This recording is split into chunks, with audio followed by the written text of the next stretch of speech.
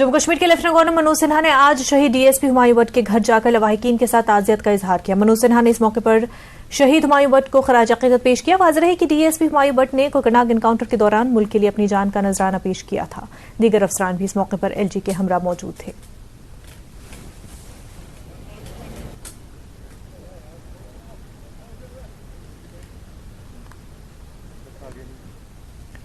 रोजगार दिलाने से मुतल्लिक जालसाजी और धोखाधड़ी के एक मामले में क्राइम ब्रांच जम्मू ने कार्रवाई की है और 4 मुलजिमों के खिलाफ चार्जशीट दाखिल की।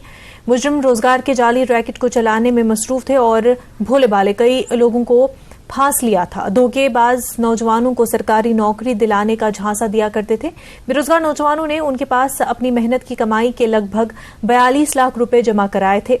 अब्दुल रशीद पंडित वल्द हबीबुल्ला साकिना हंदीपुरा रफियाबाद आस्तान मोहल्ला बारामुल्ला पीएस बटरगाम के अलावा जहूर अहमद भट्ट वल्द मोहम्मद मकबूल भट्ट साकिना फतेहपुर बारामुल्ला मोहम्मद अयूब वल्द आजम मेलू तालुका साकिना तहसील सुरनकोट जिला पुंछ और मोहम्मद आजम मेलू वल्द साई मेलू साकिना सांगिला तहसील सुरनकोट जिला पुंछ के खिलाफ एफआईआर दर्ज की गई। इस गोरख धंधे के मुख्तलिफ पहलुओं की जांच के लिए पुलिस और दीगर एजेंसियां अभी मसरूफ अमल है।